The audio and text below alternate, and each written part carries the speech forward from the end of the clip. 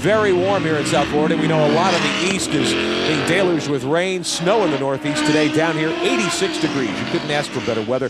130, it'll be very warm on the racetrack. The teams, depending on the category, fuel window will be 30 laps for some, as much as 50 laps for others. Some teams will do this in one pit stop if they can.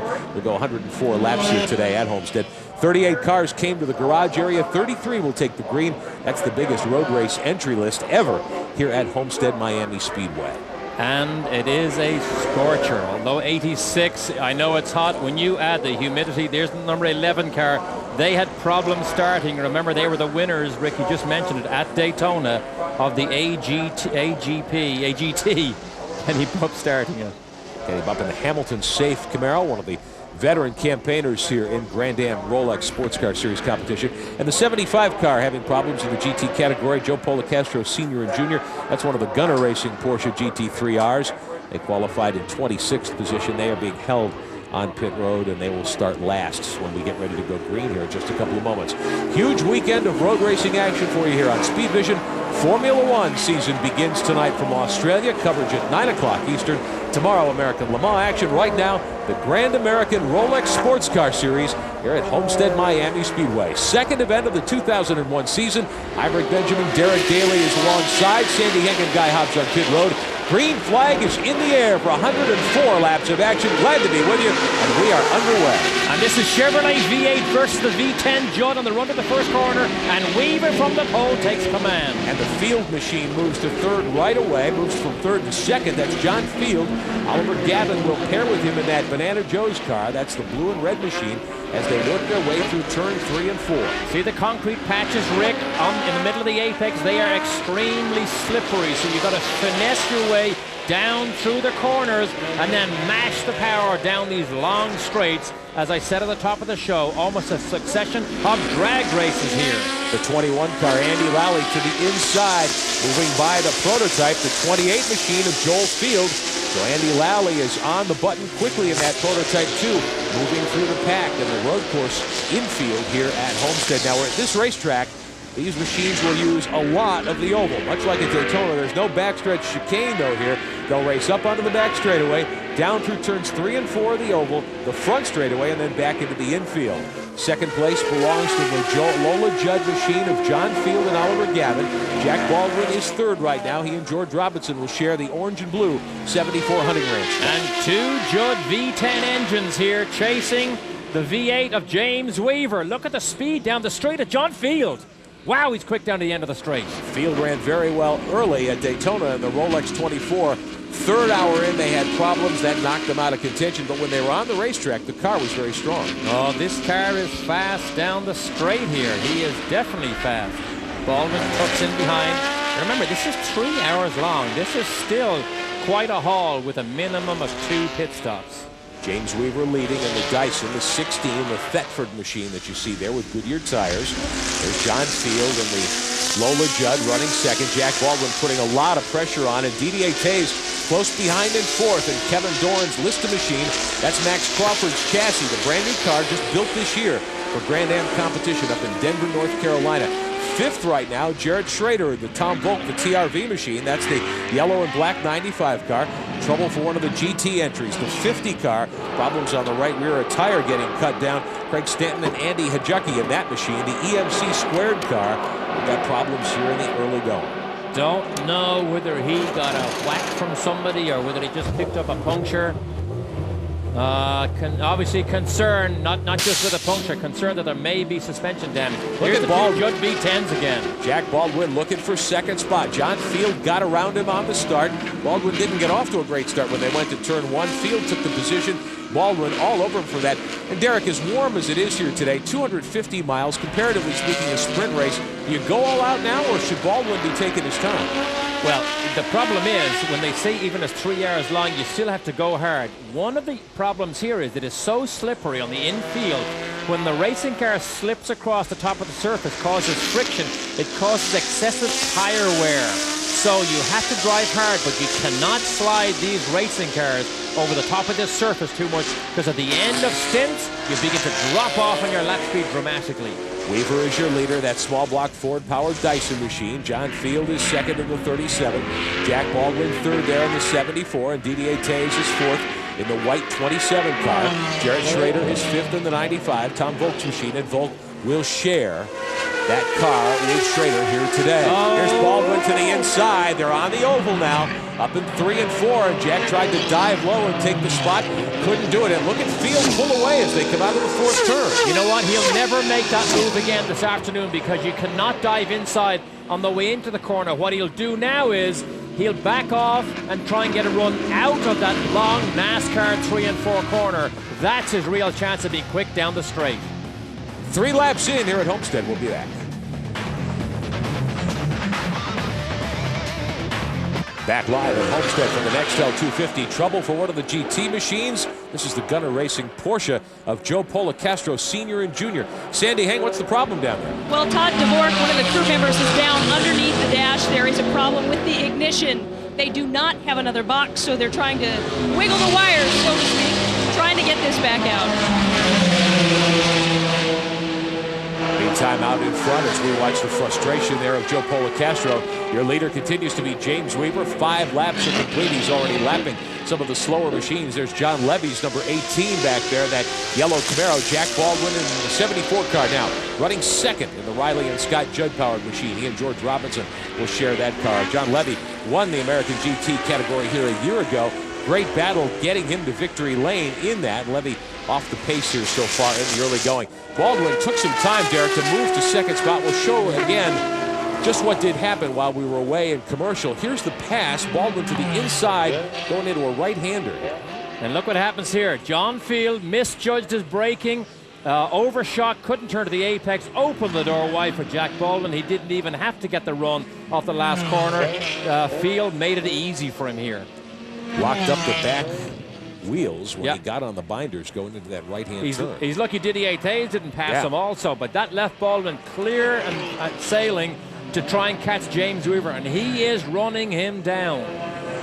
With it being only a 250-mile event here today, a couple of hours of racing ahead for these teams, does Baldwin think, hey, I don't want Weaver to get that far ahead. I want to get clear and try to get up on him now? As we watch this battle for third spot, Field now under heavy pressure from Jared Schrader in Tom Volk's 95 car. And Jared Schrader passed Didier Tays right at that corner on the last lap, so he is definitely beginning to move. He has taken 2 runs at the Banana Joe's car here, and he's in trouble. Look at Tays. Tays now will try to go down the middle. He's going to get squeezed as they go left before coming up on the backstretch. What is this? Battling for third spot overall here at Homestead in the Nextel 250. Wow, we're 6 laps into it, and these boys are 2 and 3 abreast down through this infield. This is John Levy's car. Yeah, we mentioned how Levy was getting lapped already in the American GT category. The Camaro, a fire underneath that car evidently. Levy bailing out. The fire bottle has gone off. He looks to be okay, but the car may not be. You can see he set the grass on fire when he pulled the car off in the infield. Wow, a racing driver's worst nightmare is the potential of fire. Oh, that is well alight. That is well on fire. It has been very dry here in South Florida. As you may know, they are about a month under in terms of overall rainfall in 2001. You know, this will force a yellow flag. They've got to get to that car with every piece of equipment they have as soon as possible because we have a huge barbecue going here. Field out of the machine. So he is all right, but apparently fire started in the car and John with problems. We could tell he was off the pace. And there you see just how badly that fire is burning inside that Camaro. We just lost one of our onboard cameras, I believe. Perhaps to the fire. Levy trying to see what he can do with the fire bottle on his own. And now he's kind of out of the way back there in the infield. And now the yellow is out, full course caution. And the safety car will come out. We're told that Levy spun just a lap before he pulled the car off with the fire starting. And we'll show it to you here in a moment. We're watching Levy get lapped. Here he is coming out of a right-hand corner, making a left-hand corner, and slid the car off the racetrack. Let me just guess here. I would guess if it's oil. We're on board. This is with John Levy. Listen. Gearbox problem, perhaps? Whoa, engine screaming. I'm going to just make a guess. There's oil coming out of that car. That's what caused the spin, and that's also what caused this fire. So a full course caution, our first of the afternoon for John Levy, whose car caught fire after a spin in the infield road course here at Homestead. Safety crews are on the scene, and we will come back with plenty more of the Nextel 250.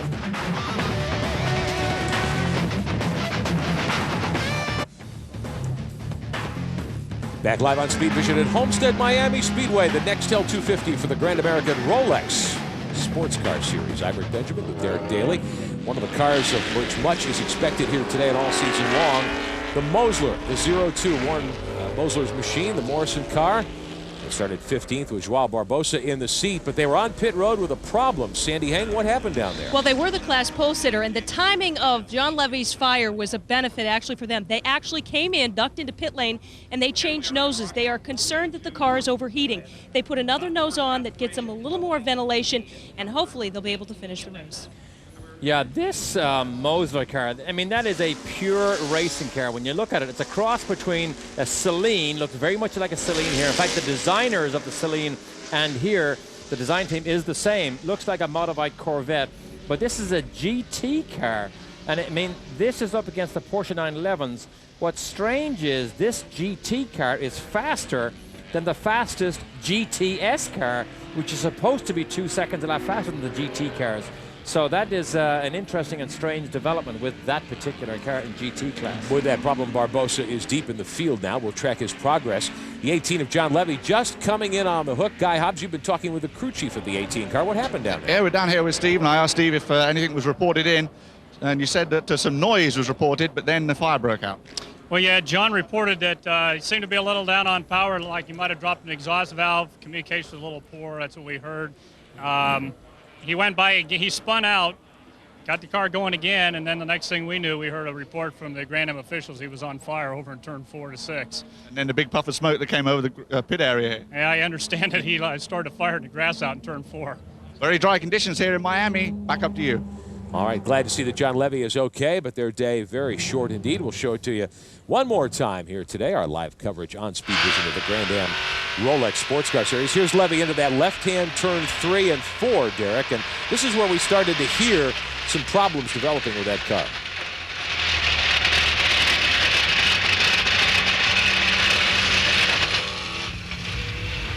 By that time, the fire's burning, the power's off.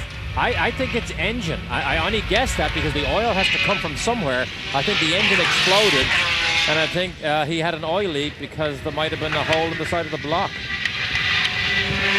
Difficult way to end your day, certainly, as the fire starts to come out from under the hood of the 18th car. Levy bailed quickly, grabbed the fire bottle, did what he could with the fire, and then the fire crews arrived quickly. The Grand Am safety crews here doing a great job taking care of business with the 18th car. So John Levy is out, and we are still under caution. Should be going green here shortly. Early in the going, 10 laps on the board today at Homestead Miami Speedway.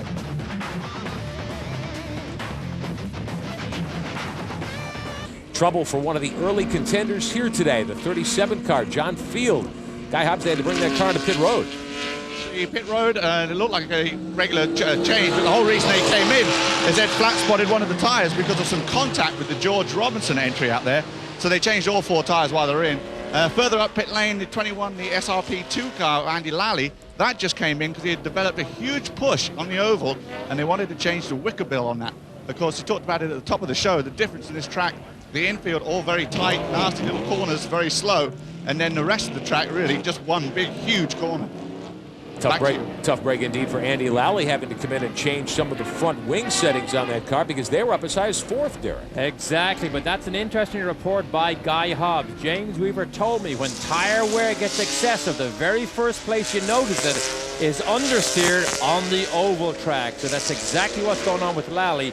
Wear the front tires off that car, suddenly you can't turn, you lose so much time, you're actually better off making a quick pit stop. But Andy Lally, who did the Barber Dodge Series last year, just did 8 races, one of the young American drivers just trying to get his career on the right track here. Loads of talent, just suffers from the old financial checkbook. problem. Lally had 3 top 3s in his first 3 Barber Dodge starts last year. The Dodge Intrepid safety car about to head on the pit road here at Homestead. James Weaver will lead the field out of turn 4 of the oval, which is part of the road course here. Jack Baldwin second in the 74. Green is back in the air to begin lap number 12 this afternoon. Jared Schrader sits third, Didier Tays is fourth, Franz Conrad and Joe Field, the rest of your top 6, all in prototype machines in the early going of the Nextel 250. Look at Robinson closing right up on Weaver. Exactly, that yellow flag now has left Jack Baldwin closer now to James Weaver than he's been since the start of this race. So can he hang on, and can he take advantage of the legs of that Judge V10 possibly being a little bit quicker than Weaver's car down the long front straight? Now the quicker cars starting to move back to the front of the pack. There you see Tays running fourth. Here comes one of the field machines, moving by some of the GT category cars. And here is the Celine. Chris Bingham in that machine. With Ron Johnson, they're up to 11th spot. They were quickest in GTS. The pole qualifier, they stopped during the caution. And now they're trying to work their way back up through the field in that machine.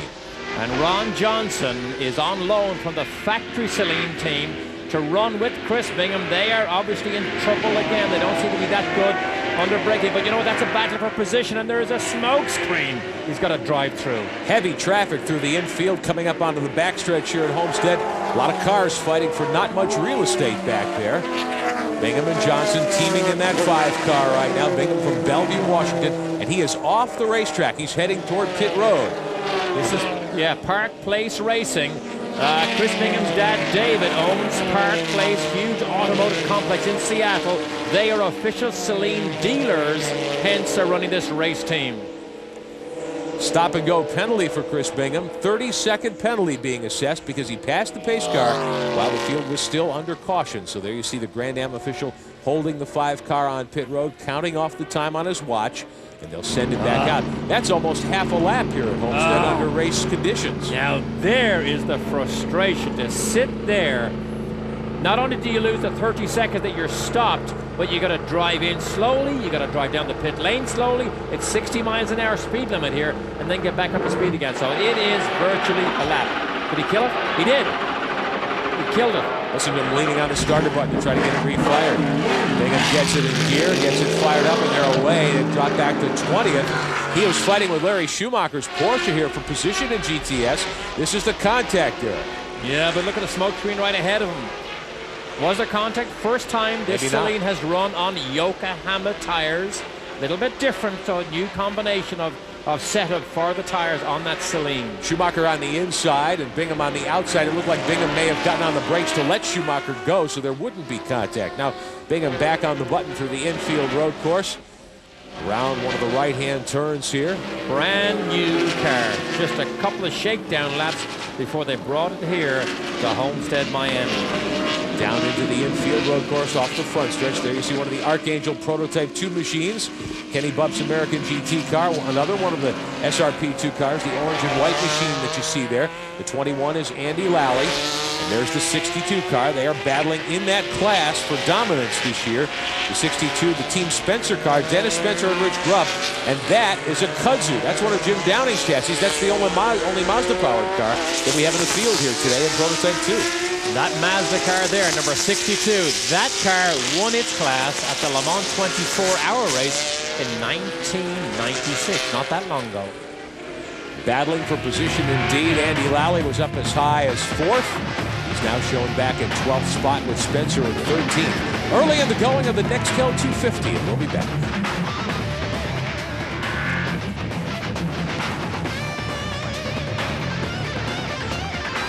Welcome back to Homestead Miami Speedway, live on Speed Vision. Coverage of the Grand American Rolex Sports Car Series all season long, only right here. I'm Rick Benjamin with Derek Daly, Guy Hobbs and Sandy Hanger on pit road for us.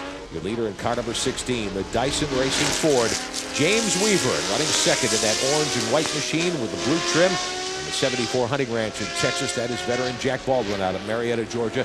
57 hundredths of a second, the gap between first and second. Weaver setting a new track record this weekend in the 16 on the pole. They had that car here, of course, last year and won the championship in Grand Am competition. But they broke late in the going here 1 year ago, and Didier Tays in the Ferrari Kevin Doran's list of machine at that point was the Ferrari, and they were the winners here. They're sitting 4th right now in their new car this year, which is the Crawford with the Judd power plant. Weaver, it looks as though he's running effortlessly there. Yeah, car 16 laps gone, 104 laps, 250 miles. And here's where you got to be extra careful. Oh, you see him look in the mirror? Look to the mirror, the right side, to see where Jack Baldwin was. Oh, he's stuck behind the bell. Is that... Oh, Jet Motorsports. That's the car of Tony Jennings and Terry Borchler, the 54. We talked a lot about that machine also at Daytona. It's an M3 with an M5 motor, a BMW V8 in that car, legal in Grand Am competition. The car was so strong at Daytona, it was restricted heavily before they brought it here, and the car didn't make it to the checkered flag in the Rolex 24. Yeah, frustration for the people building and running that BMW that they got their hands slapped before they ever finished a race. Meanwhile, still back up front. Look at Weaver now, trying to negotiate the traffic. He looks in his mirror. Look at him. Look. See in his mirror. See where Jack is. Baldwin has closed right up on the back wing of the 16 car. Baldwin just a car length off the pace. Can he be patient here through this corner to get a good jump going down the backstretch? No. You know what? Weaver's quicker through the gears. Well, here's the biggest complaint Jack told us over the weekend. When the V10 Judd that revs very high goes up against a Chevy V8, when you stand on the power, the V8's got so much torque in James Weaver's car, it launches off the corners 2 or 3 car lengths every time. That's what makes it so difficult to stay behind him all the time, to stay tucked up behind his rear wing. So Weaver now stretches the lead back out. Baldwin was pressing him hard. Baldwin now has fallen back away. So they're going to take you to the battle for dominance in the GT category here. You're on board with Darren Law and Matt Drendel. Drendel starting the G&W Motorsports Porsche, the 81 car. That's the car you're riding with, the yellow machine. Right in front of him, one of the cars that will also be contesting that class victory here today, the 42, the Orbit Racing Porsche. Tommy Byrne and Dick Millman from McLean, Virginia. Tommy Byrne racing out of Crescent City, Florida, now leading the standings. That's one of the BMWs, the 7 car. As we see Law, and look at Weaver now, trying to get by the slower traffic. It's the Genesis Racing BMW, the white number 7. Chris Gleason and Mark Bunning from Baltimore directly in front. Here's Weaver to the inside. Weaver wasting no time dispatching those 2 machines as he hauls down the backstretch here at Homestead. And now Baldwin got snookered because Baldwin, who was only about 2 or 3 car lengths behind James Weaver, now he got badly stuck behind the traffic. There's our Mazda off the road. The 62 has spun. 62 machine looping and getting back on course. That's the car of Dennis Spencer and Rich Grupp. I believe Rich is in it. Great story here. Rich Grupp went to work for Jim Downing about 14 years ago as a fabricator with a dream to someday drive a racing car. Here he is in a kudzu built by Downing's shop and enjoying himself, well, somewhat. I believe that's team owner Dennis Spencer with the blue uniform on there, getting the car pointed in the right direction. I believe he started the car today. Grupp built that car, as Derek was describing a moment ago. Spencer gets it pointed in the right direction, and off we go. There's your leader, James Weaver, working by the Mosler, the 02 car, as the timers and scorers do their chores and the pit crews prepare for fuel stops at about 30 laps. It's hard to read. Back live at Homestead Miami Speedway. Our coverage of the Grand American Rolex Sports Car Series continues the 21st of April. That's a Saturday night from Phoenix, Arizona. Phoenix International Raceway. The race will run under the lights again on the hybrid road course oval. The Sun Automotive 200 live here on Speed Vision. Saturday night, April 21st, 10 o'clock Eastern Time. Jack Baldwin in the 74 Hunting Range car. That team, the defending champions. George Robinson was ill last year, you may recall.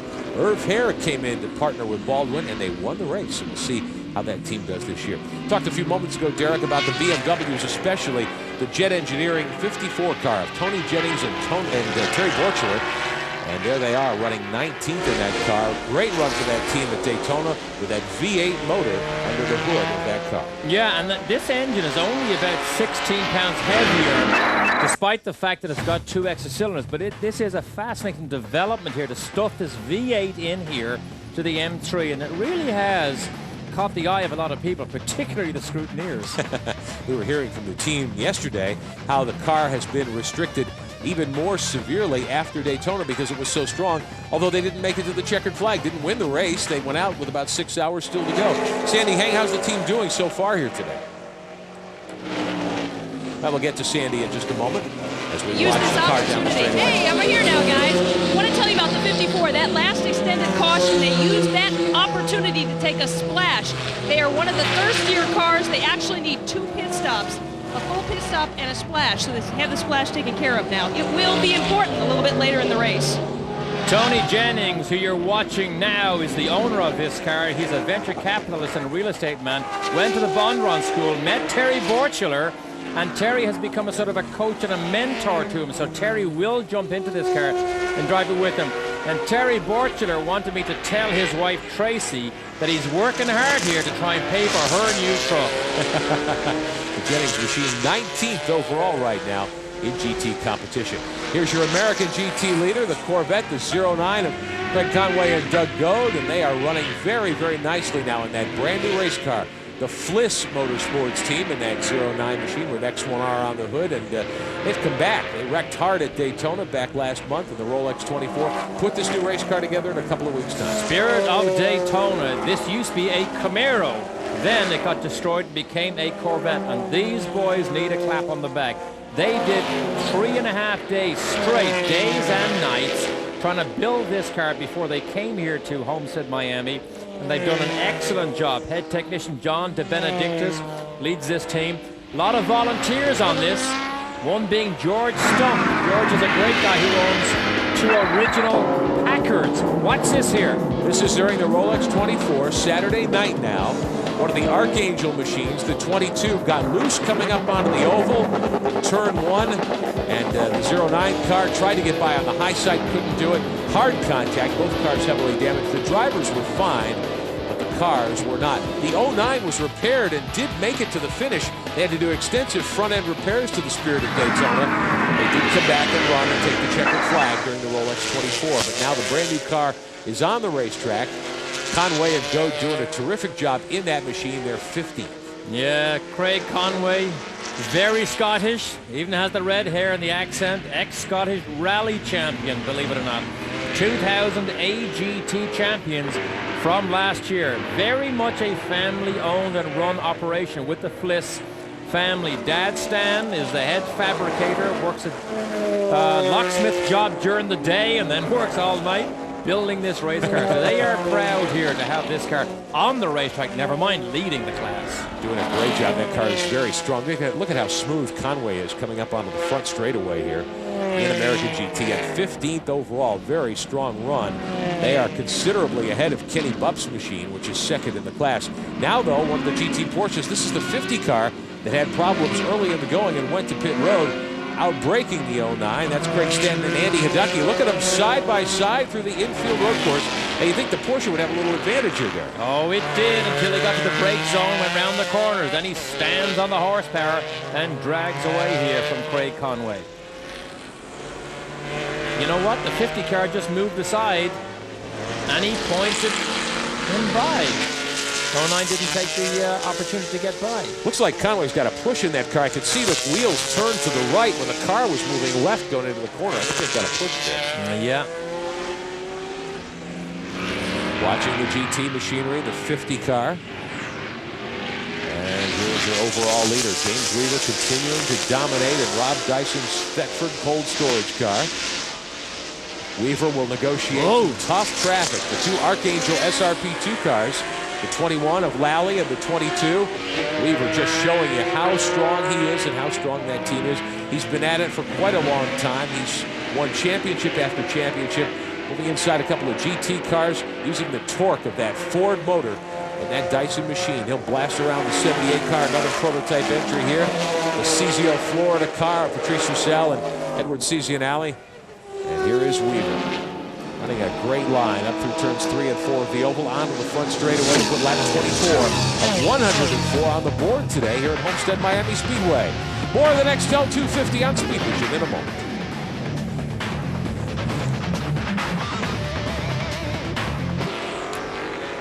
Back live at Homestead Miami Speedway in Homestead, Florida. Coverage of the Nextel 250, the Grand American Rolex Sports Car Series, round 2 for the 2001 season, here live on Speed Vision. I'm Rick Benjamin with Derek Daly, Guy Hobbs, and Sandy Hanger on pit road. We're watching Didier Tays driving Kevin Doran's Crawford chassis Judd machine, 4th overall. about 20 seconds back. Brand new race car. Made its debut at Daytona last month in the Rolex 24. Doing a nice job here today. But Guy Hobbs, there's concern on that team. This car doesn't seem to have as much straightaway speed as they need. Yeah, we're down here with Kevin Durant, who's taking lap times. Kevin, it doesn't look like you're losing any time to Jarrett Schroeder in front of you, but you're not gaining any time either. No, we're losing just a little bit to Jarrett. We're probably a second and a half off the pace of the leader. We're talking about the Crawford, of course, a new car for you, now switching to the Judd engine too, which is new. You'd hope to get a lot of testing in and have a good run at Daytona, but a very short Daytona. Have you found some more problems here? Do you know why you guys just can't get up to speed on the straightaways? Well, I think the biggest thing is it's just new. You know, we ran the Ferrari with the Judd last year, but it was an 8-year-old car. We knew where to be with it, what it needed to go fast, and this is a brand new car, and we just haven't figured it out yet. There were some handling problems with the Crawford when you first got it, and you've developed the Crawford yourself a little bit, right? Yes, the Crawford company and our company are working pretty hard. There's new parts. We've tested between Daytona and here. We're going to test again probably 2 or 3 times between here and Phoenix, but it's getting there just a little slower than we wanted it to. All right, thank you, Kevin. Kevin Durant, hoping to get a podium finish here, currently running in 4th. Sandy Heng is further down pit lane. Well, in the AGT class, the number 46 car of Kerry Hitt is now in pit lane for the second time. The first time they pulled it in, they just were checking tire wear. They were going to change tires, they didn't. And when they pulled out, the sanctioning body, the authorities saw that there was a little bit of an oil leak, so now they've pulled it back in. They are checking for the source of that oil leak right now. Tough break for Kerry Hitt's team as they continue to work on pit road. Derek, here's a driver we've mentioned a time or two today. Haven't spent much time talking about him. How about Larry Schumacher in the 99 in that Porsche leading GTS? All the emphasis on the Celine car that was the quick qualifier, but the old reliable Schumacher and his team out in front. Now, and this team really has grown and got better almost season after season. Larry Schumacher now is the man that you chase if you want to try and win this class. It's called a Porsche GT2. But they're going to come under heavy pressure from other GTS cars that are beginning to make their way. But this is a trusty old 911, a 60s design basically that has evolved over all these years. But when you look sideways, it looks just like a 911, always has. Schumacher 14th overall in the 99. Robert Neern from London, England, his co-driver here today. And the 62. Dennis Spencer, I think he is well buried. Yeah, up to your axles. That you know what? That may be a full course yellow because they're going to have to drag him out of there. Up to your axles, not in alligators, but in kitty litter here at Homestead. Exactly. It's designed to stop the car, designed to bury the car before he gets to the guardrail. And it's done a better job here than most of the Formula One races I see. Let's take another look at Spencer as he makes it to the corner, the left-hander. Already backwards, going through the apex and bouncing across the track. Good thing there was no one there when he went across into the gravel patch. Yikes, Dennis. That's not the way to do it. It's the Mazda Kudzu. Caution not out full course at this point. A little bit of damage there to the front end piece of the Crocodile number 62. You can see the Hans device being worn by Spencer. Now this is a Kudzu, Jim Downing's design chassis from many years ago. Jim Downing and Bob Hubbard, of course, the creators of the Hans device, as Mr. Downing calls it. So many drivers ordering this in the last couple of weeks, especially after the death of Dale Earnhardt at Daytona 2 weeks ago. And several drivers here this weekend wearing the Hans device. Drivers of the 43 car in GT, the 62 in Prototype 2, Jack Baldwin and George Robinson in the Prototype category. A lot of teams heading to pit road. Caution is on the Speedway here at Homestead.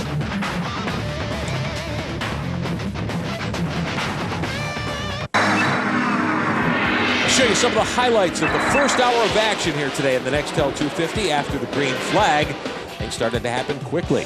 This is Jack Baldwin taking over second spot from John Field. Field had gotten by Baldwin, who qualified on the outside pole. Baldwin retook the spot. Troubles for John Chevy Levy in the 18 car. Won American GT here at this race a year ago. Engine problems caused an underhood fire. Levy spun once, then put the car, got it to a stop on the backstretch. It burned very heavily, and troubles as well for the Celine. We're under our second full course caution of the day because of this spin by Dennis Spencer's Kudzu in the 62 machine off of turn 1. Ready to restart now. 34 of 104 laps complete. Down the front straightaway, Didier Tage, your restart leader.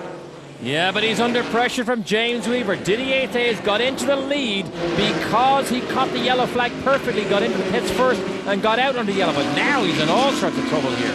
It almost appeared as though he moved or stayed outside to let the faster Baldwin get by and the faster Field Machine getting by as well. As though Theys knows his car is a couple of seconds slower, no need to hold up the lead. Right, so the advantage Didier Theys got during the yellow flag was the disadvantage for Jarrett Schroeder. He stopped for fuel and tires under green, and then the yellow came out, which screwed him, put him back down the order, so he now has to come up from the back. Now keep in mind, Oliver Gavin is in that blue and red Banana Joe's car now, the second driver on the team, taking over for John Field, who started. One of the team principals is Field. Gavin took a look to the inside of Baldwin, and there's a spin for one of the GT machines, the 75, the Gunner Racing car of Joe Policastro Jr. and Sr. from Latrobe, Pennsylvania. You recall they spent many laps on pit road early with ignition problems. The car going around here. Battle for second spot. Here's Gavin. Look at him draw right up on the backside of Baldwin's machine as they come out of turn 4 on the oval. Gavin taking a look on the front straightaway here. Car's running 185 miles an hour. Weaver, your leader in the blue and white Dyson machine, to the inside of Craig Conway's 09 car. Baldwin now and Gavin right there. Great three-car battle for the lead there. And for those of you who are not familiar with Oliver Gavin, successful in the British Formula 3 Championship, then his career got derailed a little bit, got involved in the Pacific Formula 1 program, spent most of last year driving Professor Sid Watkins around at all the Formula 1 races, the safety car, and now his career may be rescued by the call to run this car here, and he will also run the Celine S7 at the Le Mans 24-hour race, in addition to other American Le Mans Series races. Gavin looking to the outside of Baldwin. Now there's Spencer, the car that spun and brought up the yellow. Slow to the outside of that corner, stays out of the way, and lets the quicker traffic move by. This lets Weaver jump out to about a 7-car length advantage as they come off the corner. The torque of that Lozano Brothers Ford and Weaver's car, something to behold. The two Judd-powered cars. Gavin to the inside of Baldwin for second. Oh, and Jack's not giving up. He's staying on that outside line. But you know what? Gavin looked very quick on that last lap on the inside line. Man, Baldwin to the outside. Can't get it done. Gavin forces the issue on the way to the NASCAR turns 3 and 4. And Jack came right back at him. That's as good as it gets. Baldwin now back to third, but he's not content to ride there at all. Now the Lola that Gavin's driving, a newer car, Derek, and you'd think perhaps a little advantage in the handling. Maybe Lola, Judd V10, but for me now is, can Gavin in a newer car, the Lola V10, reel in James Weaver in the Riley and Scott, a car that is basically a 9-year-old design? Not a 9-year-old car, but a 9-year-old design. Weaver continues to lead, but Gavin is putting him under some pressure now as we come close to halfway.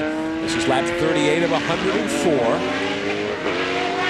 Rob Dyson, the team owner, is not here this weekend. He's at home watching our live coverage here on Speed Vision, watching James Weaver.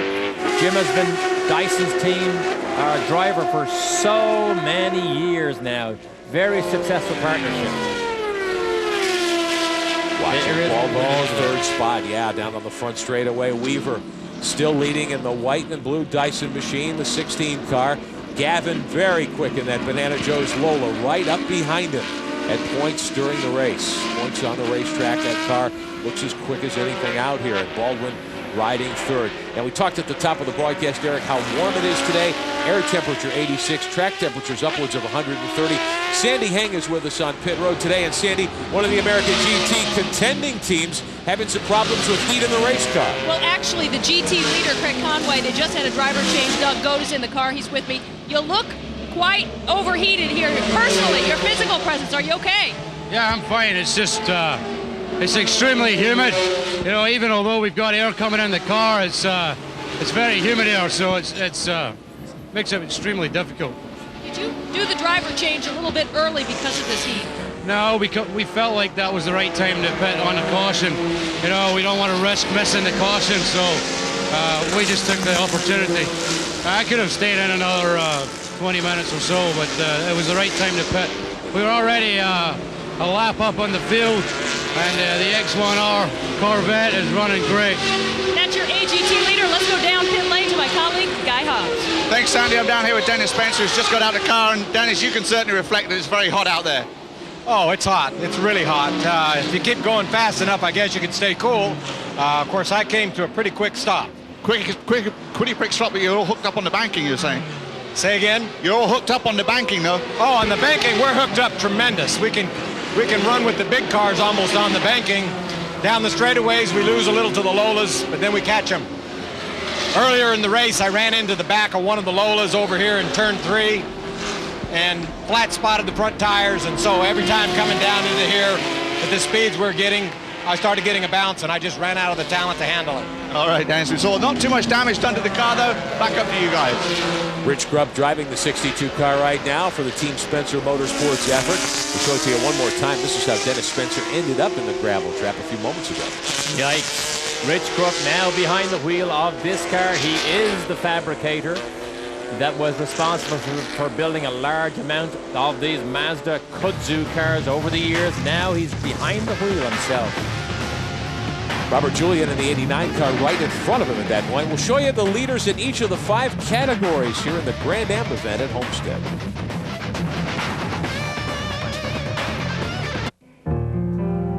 Much of America is still reeling after the untimely death of Dale Earnhardt at Daytona 2 weeks ago. But before Earnhardt's tragic passing, there was one more moment of triumph for the Intimidator at Daytona International Speedway. For the first time, he teamed with his son, Dale Earnhardt Jr., to run a Corvette in the Rolex 24. The 7-time Winston Cup champion gave the 4th place finish a big thumbs up. And in the wake of Earnhardt's tragic passing here at Homestead, as at many racetracks across the country, fans pouring out their emotions in tribute to the 7-time champion. A huge array of signs here, floral displays and so forth. Folks just putting cards, writing remembrances on the signage that will be given to Dale Earnhardt Incorporated in the weeks to come. It's still hard to believe that Dale Earnhardt will never strap into a race car again. It really is, and the hands device is something that's been so spoken about ever since that accident. Jim Downing had 57 orders for the hands device the day after Dale Earnhardt's crash. And it's tragic indeed if it took something of that magnitude to make a lot of additional drivers think about what else can I do to be safer in the race car. But if that happens, then some good will have come of that. Watching your overall leader, James Weaver in Rob Dyson's Ford, the 16 car, the Riley and Scott chassis. Lozano Brothers Motors, of course, the combination they've used to such great success over the past several seasons. And James has opened up a substantial advantage again. A couple of seconds on the Banana Joe's machine. Oliver Gavin now steering the 37 car. He was right with Weaver, Derek, but he's dropped back off the pace. We're watching the lap times of Gavin and Weaver. Weaver's fastest lap last time was 13.1. Gavin 13.4. It was reversed the time earlier, so Gavin is pretty much staying on pace here with Jim Weaver, but they both have to be super careful of this traffic. We saw him go by the 81 of Darren Law a moment ago. That's the yellow-nosed Porsche that you see right there. Last year's GT Class champion in Grand American Rolex Sports Car Series competition. They're second right now. Here's Jack Baldwin in the 74, 3rd overall. 74 hunting wrench machine of George Robinson. George will get in the car a little bit later on here today. And there is the 02 Mosler in GT. The car that many people thought would be the favorite in GT here today, but they've had problems, been on pit road a couple of times. They're 27th overall right now in GT competition. That would put them, by my calculations, about 9th in the field, so they've got a long ways to go here this afternoon. So the plan is for these SRP cars to make 2 pit stops. So these drivers will do double stints and then hand over to their teammates. Mauro Baldi being Didier Thay's teammate, but this car started fourth, currently 4th. Remember, we documented the troubles here. That this car has the same Judd V10 engine that they ran here last year in the Ferrari chassis with the Judd V10. So with the same engine, they're about 8 miles an hour slower down these long straights, and they believe that maybe because this car is just a little bit too much drag. That's what they're going to work on to make this Crawford a more competitive racing car. As we take you back through the field here, as we close in on halfway at Homestead Miami Speedway, Taves was 4th overall. 5th overall, young Clint Field driving the other Banana Joe's car. This is a Riley and Scott, the 28. Did a nice job. 17 years old, youngest driver to start this year in the Rolex 24, one of the youngest ever, taking over from Joe, his uncle, who started the machine, and they are riding 5th here this afternoon. Big racing car for a 17-year-old kid to handle, but doing a good job. Clint Field, close up right there. Next in the running order, running 6th, the 8 car, Franz Conrad in that machine. John Paul Jr. started the car today. Franz is in the machine, we're told, at this point. Just jumping into that situation because Charlie Slater was not feeling well this weekend. Conrad's normal co-driver. John Paul got the call, brought his helmet and suit, and came yesterday and has done a great job for them so far. The 8 at the moment, sitting 6th. Familiar Conrad, green or blue, whatever you call that color. Move back to the number 78 car. This is 7th place overall. And again, a Mazda engined car, or a Mater Norma. Patrice Roussel and Edward Cizianelli from Largo, Florida. In that 8 car, they teamed up at Daytona, or the 78, we should say. Getting back in 7th position. And coming onto pit road. They're coming down pit road for a stop here.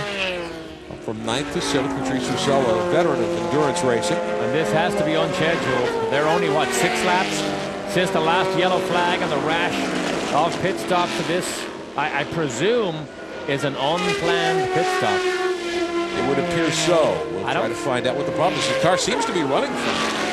Yeah, something hanging off the right side, but I don't think that would cause them any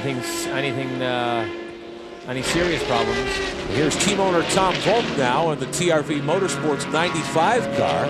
They were running as high as 3rd with Jared Schrader at the controls. Right now back in 8th spot. Schrader started the car, gave it up to team owner Volk out of Toledo, Ohio. And we would assume Jarrett might get back in for the finish here today.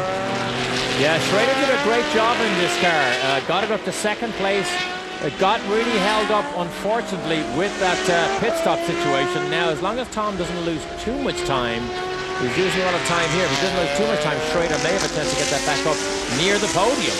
Just lapped there by Jack Baldwin in the 74 car. Baldwin is 3rd in the overall order right now. And Baldwin coming up on the Saline. Some of the slower traffic moving out of the way. James Weaver's had everything go right here so far this afternoon with 46 of 104 laps complete at Homestead.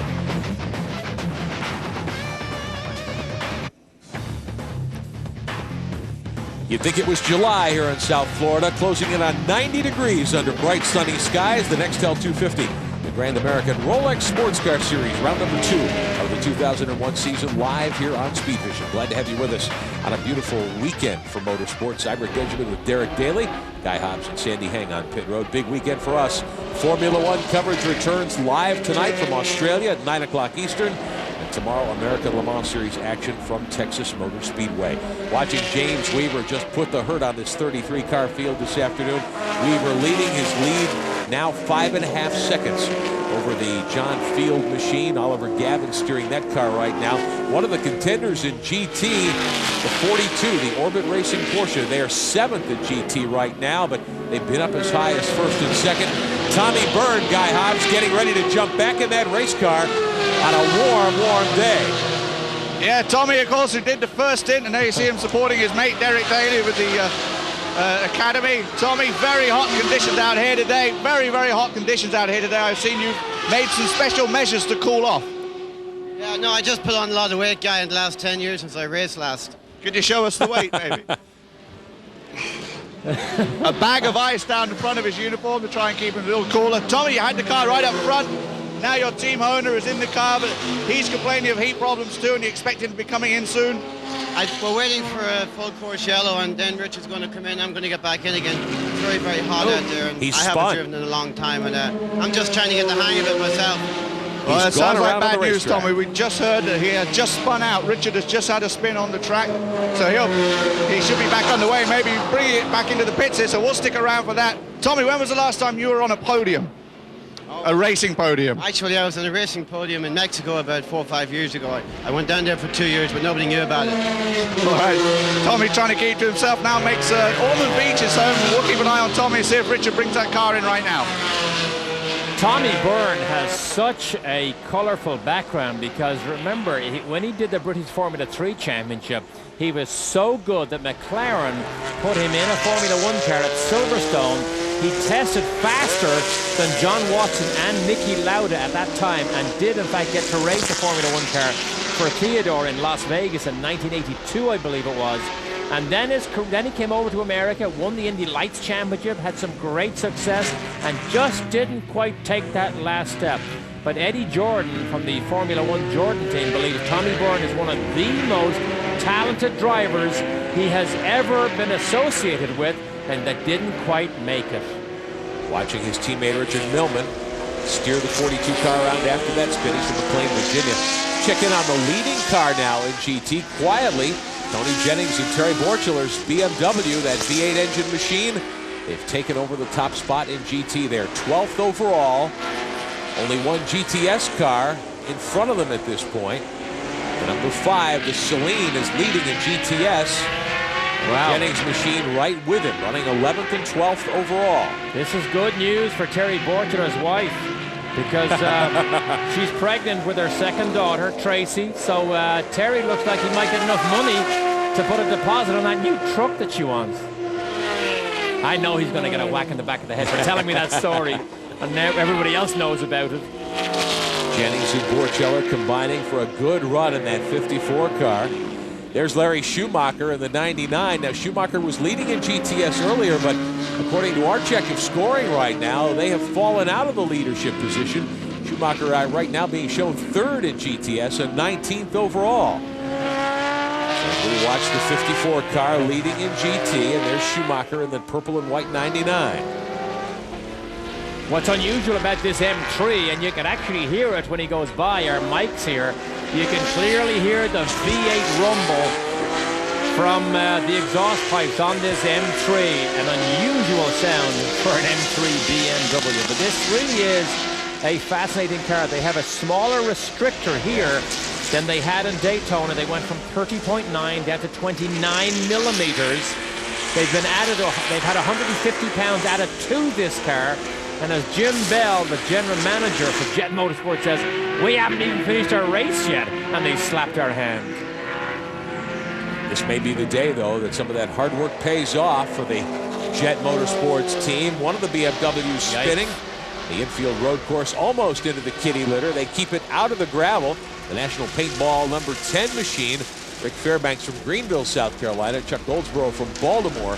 Pairing in that machine. They're back in 22nd spot right now. In GT, they're being shown 5th overall in car number 10. That's the car that Bill Auberland helped drive at the Rolex 24 at Daytona last month. And here's the Celine, the number 5. Now, the Bingham and Johnson team, we saw that they had problems. They had a 30-second stop-and-go penalty. They had another unscheduled pit stop, Derek. They quietly have taken over the lead in GTS. Yeah, and I presume because of that pit stop that Ron Johnson may now be in that car. Ron Johnson, of course, the factory driver for Celine. Steve Celine himself is here. They will send 2 factory efforts to the Le Mans 24-hour race. In fact, they have curtailed their factory support of their own factory effort to satisfy the customer desires here. This is one of the customer cars. What a great looking car this is. So Bingham and Johnson in the 5 in that beautiful white machine with the blue striping. They're 11th overall now, leading GTS with a great drive after problems early on. Now, we'll show you what happens. Talk about a tough day. The 50 car has certainly had its share of problems. The Asco Bodoc GT Porsche GT3. Nice donut cut there to get off the corner and get the car pointed in the right direction. The 50 car being shared by Craig Stanton and Andy Hajecki from Andover, Massachusetts, and they are 5th overall, or 5th rather, in GT, and about 24th on the overall standings right now. There's your top 10, just coming up on halfway at Homestead.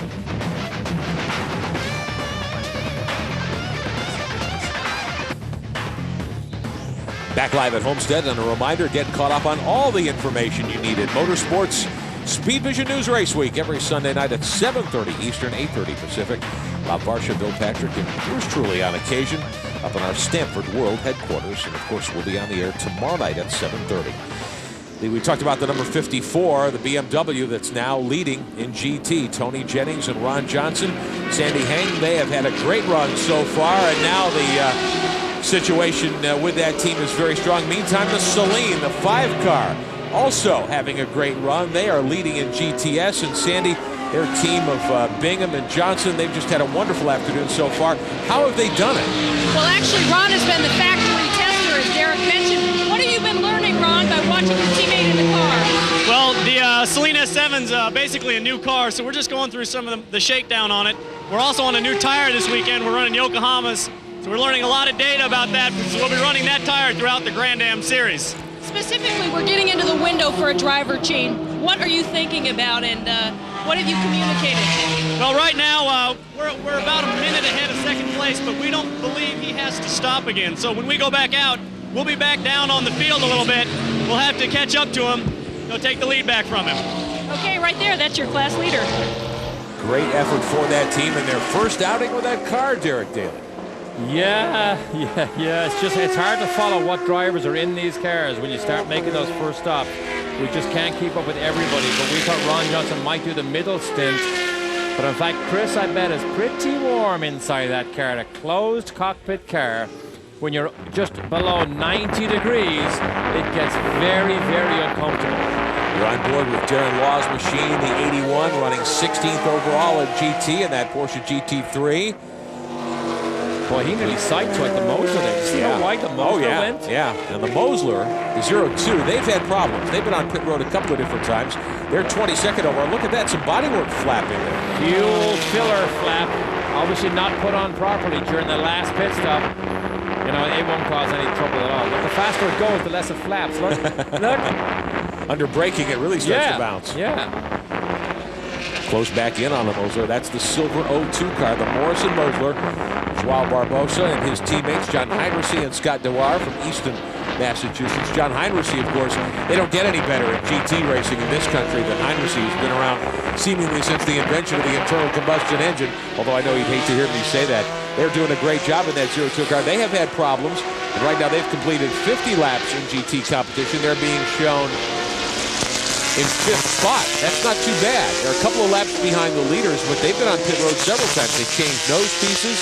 They've had a lot of adversity today. Yeah, and you mentioned John Heinrichsey. I think John had a hand in the mechanical, or certainly the mechanical design of that car there. I bet with his engineering background, for sure he has. Corvette drivetrain in that car, so you suspect that there might well have been a connection there. Very quick car, and there are a lot of folks within Grand Am who are concerned that the car may need some restrictions as the season goes along to try to even up the competition. And that's one of the key goals, of course, here in the Grand Am Rolex Sports Car Series, to try to keep things even and allow privateers a good chance at victory. Running 15th overall now, the 07 car. That's one of the Porsches, the blue Porsche you see there from G&W Motorsports. Steve and Danny Marshall out of Virginia, Porsche GT2. The Jennifer Fund benefits from their racing efforts. Up from 21st to 15th. They were very strong at Daytona, and they've got a good run going here today. Quietly going about their business. And that is the thing about these long races, well, relatively long, being 3 hours. Stay out of everybody's way, and we have seen the trouble some of the leading cars have got themselves into. Just stay out of their way. There's the number 42 car, moves aside. That again is Richard Millman, still behind the wheel of that car. He is the owner of this car, run by Orbit Racing. Tommy Byrne is standing by to get back in as we again watch our 07, Steve and Danny Marshall. Second in GTS behind the Celine, coming on to pit road now, perhaps for their stop and a driver change. As we said at the top of the broadcast, some teams would do this race with only one stop, some would make two and do 2 driver changes, perhaps depending on their driver roster for the season. Of course, all the drivers who participate earn Grand Am Rolex Sports Car Series points. The driver who drives the most gets bonus points. James Weaver still dominating here at Homestead.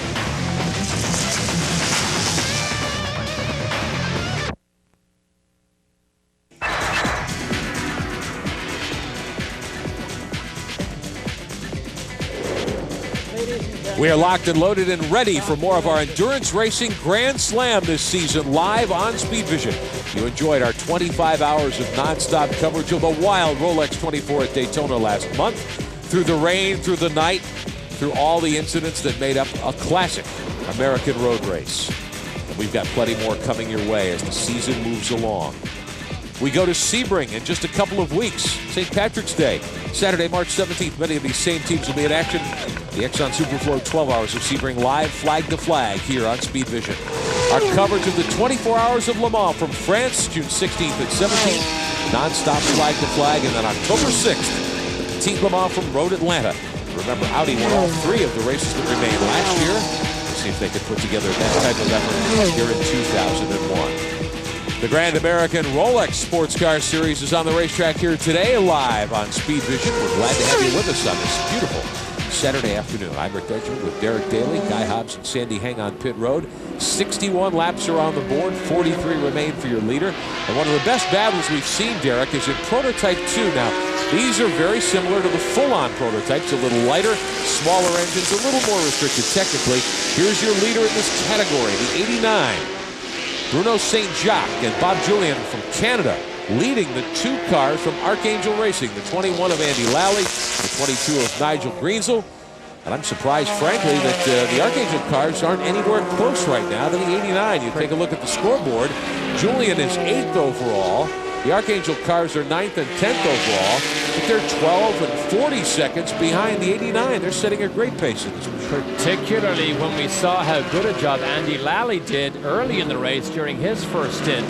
So this car here that we watch, the number 89 car, Bruno St. Jacques and Robert Julien, both from Canada. The light car, you mentioned light, it is a 6-cylinder car, as the SRP2s or lights are called. No turbocharging allowed. They are lighter in weight also. Lola builds them. And, you know, they are basically the smaller brother to the larger sports racing prototypes. However, Lola is not that keen on building too many more of these cars, and certainly not keen on building any more of the prototypes because, quite frankly, they say there is no buyers because the older cars are grandfathered in and get enough brakes to make them fast enough that people don't need to buy new cars. So that was the battle in Prototype 2. Now the battle in Prototype at the head of the field starting to heat up. Why, you say? Well, how about this? Didier Tays and Mauro Baldi, the 27 car, Kevin Doran's Lista Crawford, they've come up to 3rd. They took 3rd spot away from Jack Baldwin and George Robinson in the 74. We'll show you how they did it. Through the infield, coming up the short straightaway. Look at Tays pick Baldwin off on the Celine. Oh, it was traffic, pure traffic. Jack picked the outside way. The lane got blocked and Didier Tays came down the inside. Now, can Didier Tays hang on to that slim advantage? Well, it looks like the 74 Hunting Ranch team is headed to pit road. They're going to stop and perhaps change drivers. Baldwin unbuckles. George Robinson will get in. Guy Hobbs has the cover. That's what made it so easy for Tays. Now Jack Baldwin gets out of the car, hits the marks perfectly on pit lane. Again, a new set of rubber goes on. Goodyear's, these guys that are running. And again, the tyres that have come off don't look worn. There was a lot of worry about how grippy this surface is and how tricky it can be, but these tyres look just fine. Jack gets the knock on the back of the head to get out of the car. George Robinson is now strapped in. Again, the strapping in taking just a little bit longer than it would normally do because both of these guys wearing versions of the Hans device, so it takes a little bit longer to strap them in. And you can see that strapping in going in right now. These aren't exactly Hans devices. They're just, George is different from Jack Baldwin's, and they're both different from the actual Hans. They've had them moderated for these guys to suit them in this car, but now they should be getting underway. It seems to me, though, this pit stop is a little bit earlier than it would have been scheduled because remember, last time we stopped was also when the Dyson car stopped, and the Dyson's not even looking like they're anywhere near a pit stop. Oh, and now George Robinson has lost the motor, refired it up, and he is back out and underway. So George Robinson now driving the 74 car, 41 laps, 40 laps remaining here today. And what would you think, Derek? Will he take it the rest of the way home? Oh, yeah. Oh, definitely he will. He will, because another pit stop will just slow them down way, way too much. Look at James Weaver. Gets blocked. Wow. Weaver to the outside now. Robinson just settling into the seat and trying to warm the tires back up. So now they're 1 lap down. At least 1 lap down as they work through the inside infield portion of the road course here. Weaver moving away. Jack Baldwin gives himself a cold water bottle shower. Back to Guy Hobbs. Yeah, I mean, with Jack, you'd think it's raining, but it's not. Jack has just dumped 2 bottles of water over his head. The temperatures and racing conditions today, Jack, very, very hot, very, very hard on you.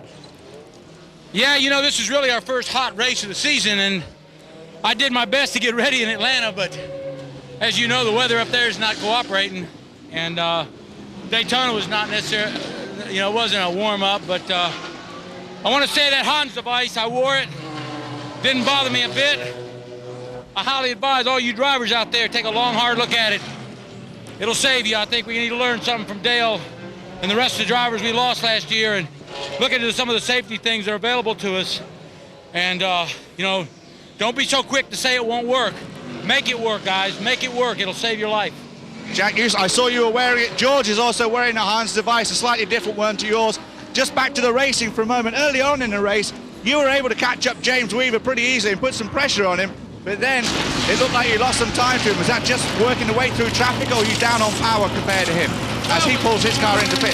You know, with James, we're down on power. I mean, it's just a function of that V8. It's working so good, and it's getting the power down. But I was doing pretty good until, you know, one of them wonderful 911s just pulled up next to a Porsche and decided to sit there for 15 minutes or so, and I had no choice but to just park behind him and wait, and that was the end of my day right there.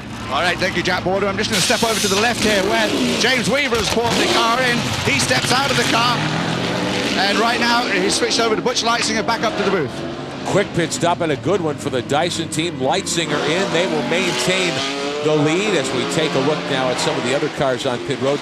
We're under a full course caution because the 10 car, the Genesis Racing BMW M3 in the GT category, Rick Fairbanks and Chuck Goldsboro, they had spun into the gravel trap at the end of the second straightaway in the infield road course several moments ago. Tried repeatedly to get the car driven out of there. They couldn't do it, so finally Grand Am officials put out the caution to bring the safety car up onto the racetrack. So Weaver has stopped for a driver change, and Leitzinger is steering that machine now. You heard from Jack Baldwin. He's out of the 74, and now George Robinson is in. And look at this, Derek. The traffic very heavy. Look at Weaver here having problems getting around one of the Porsches. This is one of the Orbit cars, Lee. Oh, it gets tight at the inside there. The 41 car. Is that 42 or 41? 43, I believe. 43. Leo Henry, Peter Barron in that car. Weaver able to get away cleanly, although he had to squeeze the brakes and lay a wheel outside on the grass here at the racetrack at Homestead just to get by safely. Let's go back down to pit road. The driver who has led all the way so far standing by with Guy Hobbs. James has just stepped out the car, taking on lots of water, hot and hard conditions out there, James. Yeah, the track's very slippery, but we've got the car working absolutely beautifully, so short of having Pat Smith assassinated, I don't know what they're going to do to beat us. Traffic horrible? No, no problem at all. All right, James Weaver, you're looking pretty fresh considering you did a double stint. Thank you very much, mate. I'll take that as a real compliment. More than welcome. Back to the booth. Love to see drivers in their 40s looking fit and fresh when it's 130 degrees. James is 46 years old tomorrow. Just a kid. Well. Just a kid. Back with more at Homestead.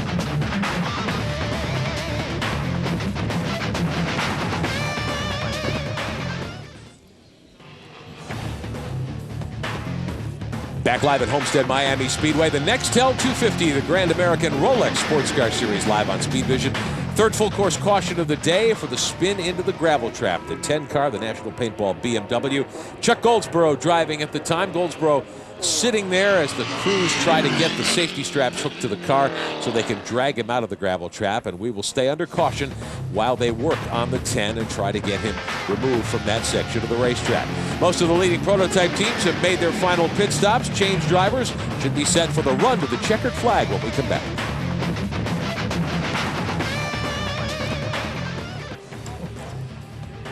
Welcome back live to Homestead Miami Speedway. Still under caution in the Nextel 250. Still working on removing the National Paintball number 10 from its spot in the gravel trap in the infield road course. Very warm day here at Homestead in the Grand American Rolex Sports Car Series. Heard about the Hans device just a few moments ago. One car missing today, Jim Downing in the number 63 Mazda.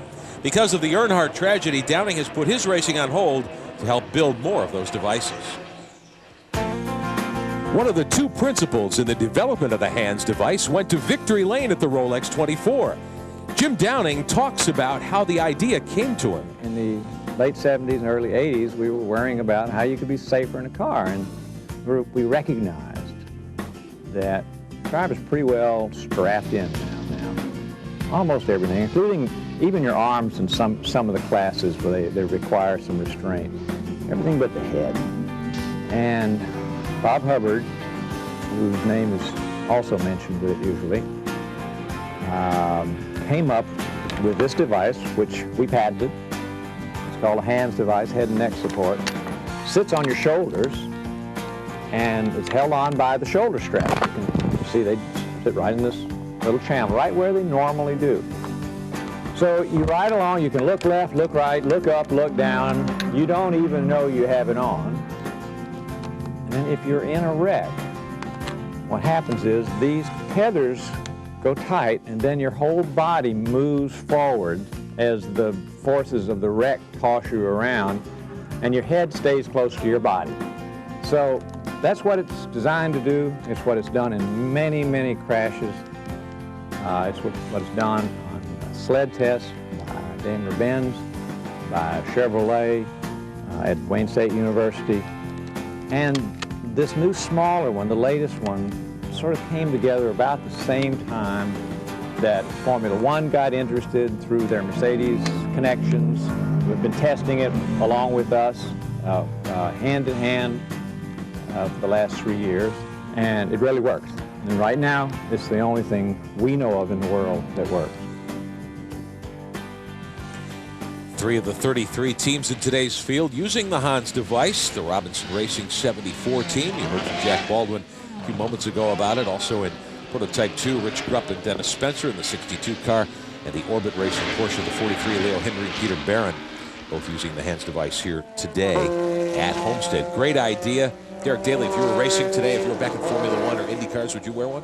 Absolutely, absolutely. I didn't have the luxury of a choice like that when I raced. I have hit the wall a few times pretty hard, but to see how effective it is in that slow motion video really is quite dramatic when you think of what can happen when your head is not restrained properly. About to complete 69 laps, 35 remaining here at Homestead.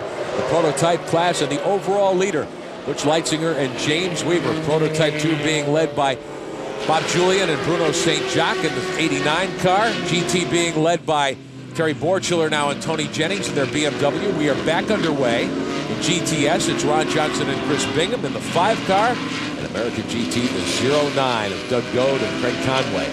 So that catches you up on who all the category leaders are right now. The green flag waving, and here we go, back to it. And this should settle it, Derek. About a third of the race left to run. 35 laps to go for the leaders as we watch one of the Archangel cars in Prototype 2. The 22 car with Mark Duran driving that machine right now. They are 9th overall. Their team car right behind them in 10th. And they have closed right up now. The gap between those two machines and the St. Jacques and Julian car, not very great at all. And there you see the 95 Jarrett Schrader back in that machine in Prototype. And they are up to 7th overall. And Jarrett Schrader had that car up to 2nd place at one stage. So now we're going to watch him very carefully to see, can he close up on Jack Baldwin on the Conrad car and then maybe get it to Didier Hayes. Remember, the yellow flag will help him, but he should stay in that car from here to the end. Now George Robinson has gotten into the 74 during the round of pit stops. They have gotten back one of their laps. They were being shown 2 laps down to the leaders. The 74 car shown 5th right now with George Robinson driving, and they are 1 lap down to the leaders. And here's Schrader moving quickly by one of the GT machines.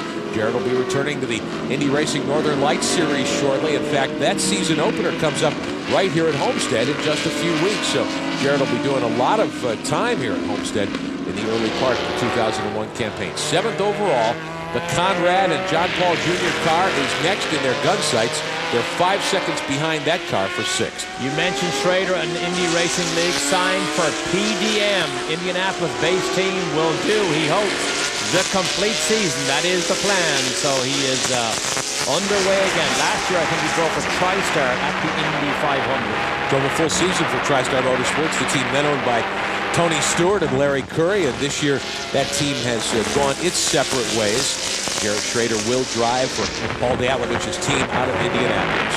Sandy Haig, they must be pleased. Tom Volk and Jarrett Schrader have done a nice job, and now Schrader in for the final stint today. Can they get that car up into contention? Well, actually, they think they can. The crew was just telling me Jarrett is 4 seconds a lap faster than his co-driver, and so they think he can close the deal on this one. They're quite excited, actually, now down in his pits. Wow, 4 seconds a lap. That's a big advantage. Schrader certainly the hired gun in this team, doing a great job, and here he is closing in on one of the field cars. You can see if that was the 28 or the 37. The 28 car is 4th right now. That is the 28 car. This could be for position, except they're not on the same lap. The 28 car has 1 lap to the good over Schrader, but Schrader will try to unlap himself from this machine as they work down the short straightaway. Now there's some traffic, some of the GT cars. Here's Jarrett busting to the inside and going by the 28 car. So Jared Schrader makes the move, gets a lap back from Clint Field in that number 28 machine. We did see him pull that exact braking move off at least 2 times earlier during his first double stint. So this car appears to be good in the braking zones. And here is the Riley and Scott Ford, the Thetford Norcold machine from the Dyson Racing Shops. Butch Leitzinger from Pennsylvania trying to wrap things up and take that car to a flag-to-flag win. They've got a 2-second lead right now.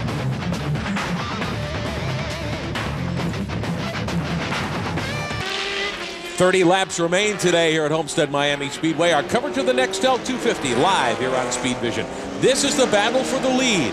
Butch Leitzinger in the 16. The Dyson car has led all the way. Look at this, Derek Daly. The number 37, the Banana Joe's car. Oliver Gavin driving that Lola Judd. They've closed right up. There's less than 2 seconds gap. Actually now less than 1 second last time by. This is good stuff here. 73 laps in, and it is still a battle here for the lead. A blanket could cover these 2 cars, but Leitzinger now under extreme pressure to carry on the good work by James Weaver for Weaver's double stint to lead this thing so convincingly. But you know what? As soon as Gavin got into this Lola here, he began to go like gangbusters. Oh, yeah. So Leitzinger got to be real careful now in this traffic. Here's Gavin swinging to the inside of one of the Porsches down the front straightaway into turn 1. Lap for lap. Now they trade. Yeah. One goes faster one lap, the other goes faster the next lap. So they are pretty evenly matched. What's Pat Smith likely saying to Leitzinger on the radio at this point? Be careful. We know the car is fast enough. Just be careful. Don't put yourself into a position where you can get into trouble. Just be careful. So Leitzinger working by the Celine. This will slow Gavin down a little bit with the traffic. Guy Hobbs has been on pit road for us all day in these very hot conditions. And Leitzinger got chopped off by one of the Porsches. He's okay. He clears the 50 car. Guy, that was a close moment indeed. What about the situation on pit road? How are these teams sizing up the strategy? I just spoke to Pat Smith. There's no one sweating in pit lane at the moment. They don't seem too concerned. I said, how can we losing so much time like this? And Pat said, we're not worried. We just got caught out a little bit on traffic, and Butch is out there doing his job, getting the job done. And you can see it's pretty relaxed atmosphere in the Dyson pit area. And as you heard James say, apart from assassinating Pat Smith, he doesn't know how we can lose this. But Oliver Gavin is doing a superb job in that second place car as they now hit the front stretch. Let me just tell you, when you see this car stick its wheels on the grass, headlights are now ablaze on the first 2 cars. Sure. Because this is getting hot and heavy here, boys. Weaver was obviously joking there a moment ago when he made that comment. But Derek, I've got to think with the amount of traffic there is here in the infield road course, if one of the back markers puts a wheel wrong, you can be off in the kitty litter yourself. Absolutely, and you have to take a chance. You have to presume, you hope that the back marker knows where you're going. But look at this here. Fastest lap of the race has just been put in by Butch Leitzinger, which gives you also an indication of how quick Gavin is going. Gavin is just putting all kinds of heat on Leitzinger. I like the drive that Oliver Gavin is turning in that Banana Joe's machine. Now that is a Lola chassis with the Judd motor. We've been hearing all weekend how the Judds have a little bit of a disadvantage, especially on torque. Now here it is a moment ago. Weaver, as they work through the right-hand turn to the straightaway, here's how the 50 car chopped Leitzinger off coming off the corner. Wow, there's the chop job, and that's what you have to be careful for. You commit yourself to a certain line, and then you see the slower car come onto that line, and your heart is absolutely in your mouth. Look at him weave through the front straight here. Butch dipping way low and then swinging high to get the correct line to go into turn 1. Working his way toward 2 now, and there's Gavin moving by those 2 slower cars, one of the Orbit Porsches. But he got caught. He got caught, Rick. So he lost about 3 or 4 car lengths. Now he's got to make it up again. Traffic is playing a huge role here. If you have to get on the brakes when you're not expecting to in the middle of a short straightaway, it upsets your rhythm, and it takes several miles an hour off your exit speed. Absolutely, and suddenly you were 2 car lengths behind. Now you're 10.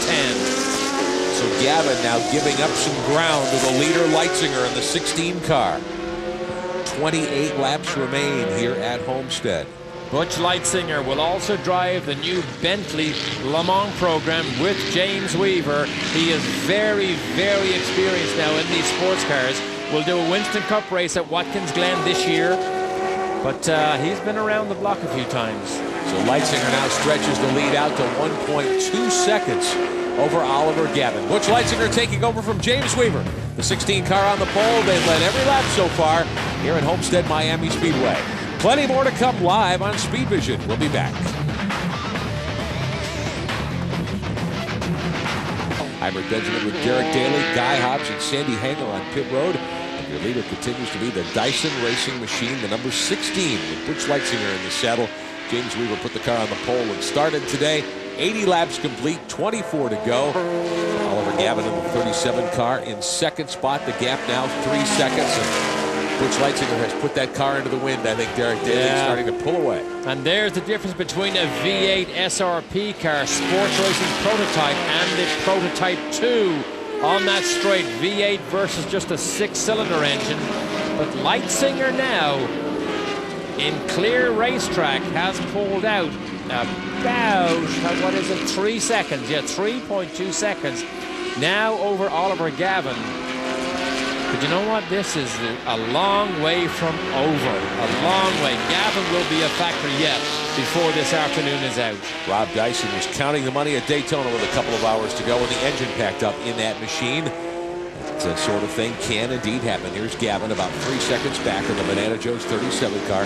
They are second. The attrition rate's been pretty significant here today at Homestead in the extreme heat. Temperatures 90 degrees in the air, about 130 on the racetrack. Sandy Hang, a lot of teams have gone behind the pit wall. And they're in the garage, and this is disappointing. Of course, the 46 AGT car of Kerry Hitt had those ignition problems. At Genesis Racing, they had 3 entries. 2 of their cars are now in the garage. The number 9, transmission problems, and the number 10, their newest car of the fleet, had brake problems. And of course, the 7 Genesis Racing car is still out there, and they have had some unfortunate luck with that as well. They had to take a green flag pit stop, an untimely one, and now they are in the back of their class as far as GT is concerned. So the attrition rate is climbing here at Homestead as we get late in the action of the Nextel 250. Teams still in competition, still in contention. Just watching and waiting because the final pit stops have been completed. Butch Leitzinger is your leader. 2 hours complete here at the Nextel 250. We'll show you some of the highlights. Great action in the second hour for the top spots on the leaderboard. This was the battle between Oliver Gavin and Jack Baldwin for second and third behind James Weaver. The battle settled by Gavin. Trouble for one of the Orbit Racing Porsches, the 42. Richard Millman spun that car. Tommy Byrne now driving. And then the 50 in GT, the ASCO Moduc machine. Craig Stanton and Andy Hajecki. That car has been around a couple of different times today. Here's more great action. Didier Taze and George Robinson going at it in the 74 car for third spot. Taze took advantage of the traffic to get by. And now he is sitting in third position. And back to live action as we watch Butch Leitzinger work his way by. I'm sorry, these are still hour 2 highlights. As we watch the 16 car, another close call. That was where the chop job took place. The 50 car just about wore out Leitzinger in that machine. Now, while we were away, a change on the leaderboard in Prototype 2. The 22, Nigel Greensel, is now driving the 22 car in relief of Paul Duran. He's moved up to 8th overall and has taken over the lead. Derek Daly from the 89 car, which had led so many laps here today. The Porsche House machine of Bruno St. Jacques and Bob Julian from Canada. They've dropped to second in the class, and now the 22 car is in command. And this is the car that we saw involved in that big crash on the banking at Daytona when they got sideswiped by the AGT car of Craig Conway and Doug Goad. This car has virtually been rebuilt. New tub, new floor, new bodywork, so it's virtually a brand new car for Archangel Motorsports. And Nigel Greensall, now you may not be familiar with him, but his background includes Formula One cars in England. He drives a Tyrrell, or drove a Tyrrell, in the Boss historic Formula One series in England. So Nigel Greensall is very, very quick and very accustomed to a lot more power than he has in this SR2 car here. Very quick, obviously. He was able to track down the 89 car that had led just about all the way in Prototype 2. There was a driver change in the 89, and The driver in the car now, not quite as quick as Bruno St. Jacques was at the start of the event. As we take a look at the Archangel group, watching things in the monitor, taking a look at our coverage here on Speed Vision. Yeah. How many drivers in black uniforms can you see when we put them in the screen like that? So there is Nigel Greensall. Came to do his first test with this team to see could he in fact become one of their drivers at Kershaw, South Carolina. Is Kershaw South Carolina or North Carolina? Kershaw's in South Carolina. South Carolina. Just south of Charlotte. I was there on the day. He ran very, very quickly at Kershaw, a little-known racetrack. It's a great road course there, and that's where Nigel went for the first time to run that car. The 06 car going off the track briefly, and SRP, the Jacobs Motorsports, Riley and Scott Ford, Peter Argensinger, Michael Jacobs, Alan Ziegelman. Right now, Jacobs behind the wheel of that machine. Gets it pointed in the right direction, back on the racetrack. Meantime, Oliver Gavin still doing a great job in the 37 after taking over from team owner John Field. They're second, 3 seconds behind. And the Boduk Porsche, the 50, off the course again. That's 5 or 6 spins today for that team. Let's check back in. Andy Hajecki driving the 50 car right now. Let's check back in on Oliver Gavin in the 37. Trying to get close to Butch Leitzinger and perhaps mount a challenge for the win late in the going. 18 laps to go. Let's go downstairs to Guy Hobbs and talk to the team owner. 18 laps to go. We're down on the pit wall, an edgy pit wall, but Oliver Gavin doing a superb job out there for you. Can he catch? Well, I think hopefully we're keeping our fingers crossed that Dyson has to do a stop and go, or just a splash of fuel. We're hopeful of that. If not, you know, Ollie's typically better when the car gets lower on fuel. Our cars comes to us as the longer we get into the fuel window. So we can go all the way, though. You can go all the way, but you think Dyson may have to stop? Well, we know our Ford does, and we're running the same engine component, so we know we have to stop. I would assume they are, and Ollie's pushing him pretty good. We're trying to push him to use their fuel. You may well have resurrected Oliver Gavin's career here. He's been driving a pace car in Formula 1 the last couple of years and now putting on a great performance here in the Grand Am. Well, we get along very well, and he's a great driver, and it's a lot of fun having him on the team. We've signed him for the whole year, and we're excited about our year this year. All right, we'll see if we can put it off with 18 laps remaining. Back up to the booth. Gavin, though, is losing some time right now, 3.6 seconds behind the leader, Leitzinger. In the only Lola in the field, by the way, John Field, his twin brother, Joel, is in the other car for Intersport, the number 28 car, the other Banana Joe's car. So Oliver Gavin trying to put some pressure on the leader, Leitzinger. They're second overall as we wind things down this afternoon. Less than 18 to go at Homestead. Plenty more coverage to come on Speed Vision.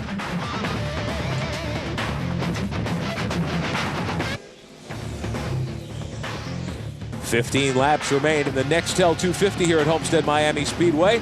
Live on Speed Vision, the Grand American Rolex Sports Car Series, round number 2 of the 2001 season. The Dyson Ford, the 16 car, has led all the way. James Weaver put the car on the pole, led the early portions of the race. Butch Leitzinger jumped in on the final stop. Butch is trying to close the deal for the team here today. The Dyson team, with all the success they've had, they have known days that have not gone quite so well. In fact, 1 year ago in the Grand Am round here at Homestead, they were leading late and the car had problems. Now, John Paul Jr. was part of the Dyson team last year. We talked to John about what transpired here at Homestead 1 year ago. We had a great race, James Weaver and I, in the Dyson car against the Kevin Dorrance guys with Didier Taze.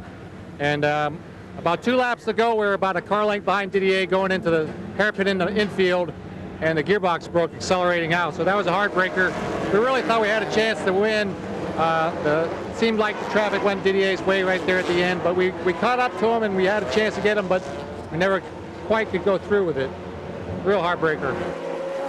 Heartbreaker indeed, just like the heartbreak at Daytona last month in the Rolex 24 when Butch Leitzinger in that car stopped late in the going. Now, John Paul jumped into the 8 car here this weekend with Franz Conrad.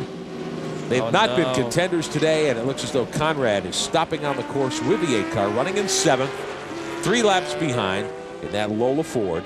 Which now confirmed that I misspoke earlier on. There are in fact 2 Lolas in the field, the Conrad Lola and the Intersport car. So Conrad stopping on the racetrack. That'll put out a yellow, at least at that part of the speedway. A few moments ago, we heard from John Field that perhaps fuel strategy might give Oliver Gavin a chance to put the 37 car in victory lane today. Guy Hobbs, you're talking to the gentleman who put the 16 on the pole, Mr. Weaver. What does he think about their fuel situation? Well, I saw him doing some calculations on the calculator there, James. Down at the Intersport team, they're hoping that you're going to have to come in for a splash of gas. Do you think you may have to? Well, no, just had a quick calculate, and we're well in, so it's not a problem. But go and tell them we're coming in for fuel. Yeah. All right, James, I'll just go down and tell him, but no problem with fuel. No.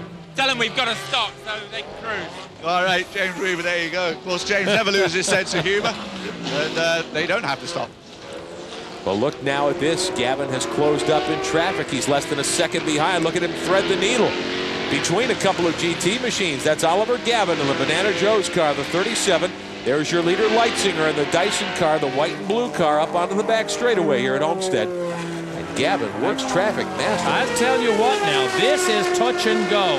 It is easier for Gavin to take a risk because, remember, he is in full view of whatever road that Leitzinger takes, and Gavin has the opportunity to take another one to duck and dive around him.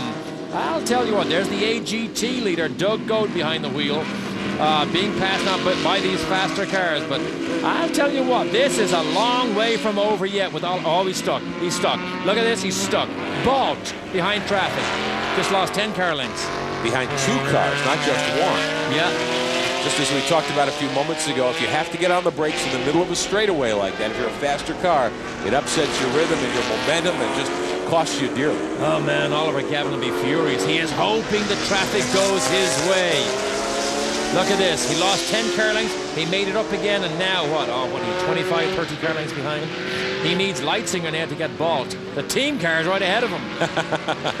Team orders come into play here. Absolutely, whatever it takes. 13 laps remain at Homestead for your leaders.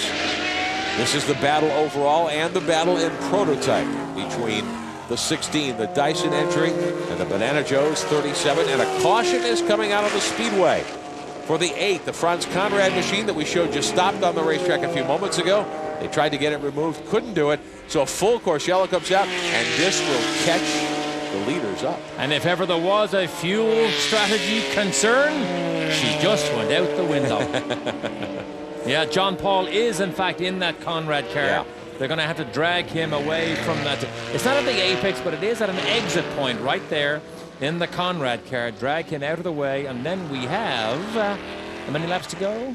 Will be about 10 laps to go coming up next time by, and should set up a 7 or 8 lap sprint to the finish here in the Nextel 250 at Homestead Miami Speedway. The Grand American Rolex Sports Car Series, live coverage all season long here on Speed Vision. Beautiful day in South Florida. We'll take a quick time out and come right back for plenty more.